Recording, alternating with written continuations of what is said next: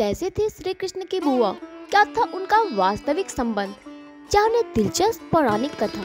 हिंदू धर्म में वेद पुराण ग्रंथ और अन्य धार्मिक पुस्तकों में हिंदू धर्म की संस्कृति और विरासत का वर्णन किया गया है। इन वेद पुराणों में जीवन जीने की पद्धति समेत धर्म अधर्म को लेकर उपदेश दिए गए हैं।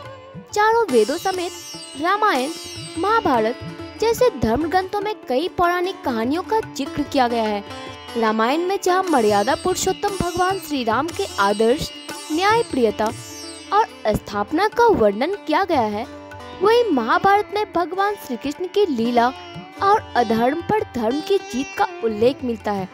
महाभारत में कई रोचक किस्से कहानियां सुनने को मिलते हैं। कुछ कथाएं तो हैरान करने वाली होती है। महाभारत में कई नायक व नायिकाओं का जिक्र मिलता है। महाभारत में भगवान श्री कृष्ण समेत कई वीर योद्धाओं और उनके पूर्वजों का वर्णन दिया गया है। इसमें एक मुख्य किरदार कुंती का भी है। कुंती पांडवों की माँ और भगवान श्री कृष्ण की बुआ थी। अगर आपके टेलीविजन में महाभारत देखा होगा या पढ़ा होगा तो आपको पता होगा कि श्री कृष्ण कुंती को बुआ कहकर संबोधित करते थे। ऐसे में आपके भी मन में आता होगा कि कुंती भगवान श्री कृष्ण की बुआ कैसे थी, भगवान श्री कृष्ण उन्हें बुआ क्यों कहते थे। तो चलिए आपको बताते हैं कि कुंती भगवान श्री कृष्ण की बुआ कैसे थी। आपको बता दें कि कुंती यदुवंशी राजा सुरसेन की पुत्री, वासुदेव और सुतसुभा की बड़ी बहन और भगवान श्री कृष्ण की बुआ थी। नागवंशी महाराज कुंती भोज ने सुरसेन से कुंती को गोद ले लिया था। कुंती का नाम पहले पृथा था, बाद में महाराज कुंती भोज ने उनका नाम कुंती रख दिया।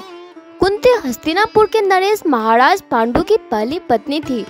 कुंती की मृत्यु महाभारत युद्ध के लगभग 15 साल बाद परिवार के 3 वरिष्ठ गांधारी, कुंती और धृतराष्ट्र वन की ओर प्रस्थान करते हैं।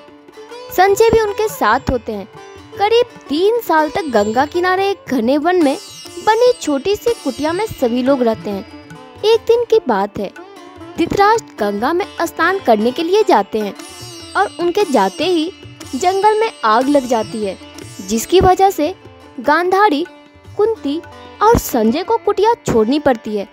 वे सभी धृतराष्ट्र के पास आते हैं ये देखने कि कहीं उन्हें तो कोई खतरा नहीं है।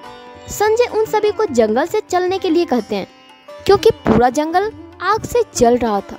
लेकिन धृतराष्ट्र उन्हें कहते हैं कि यही वो घड़ी है जब उन्हें मोक्ष की प्राप्ति होगी।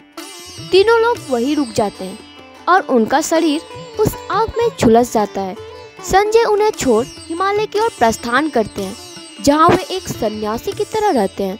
इस तरह 1 साल बाद नारद मुनि आकर युधिष्ठिर को उनके परिजनों के मृत्यु का दुखद समाचार देते हैं। युधिष्ठिर वहां जाकर उनके अंतिम संस्कार का क्रियाक्रम कर पिंडदान आदि कर्म करते हैं।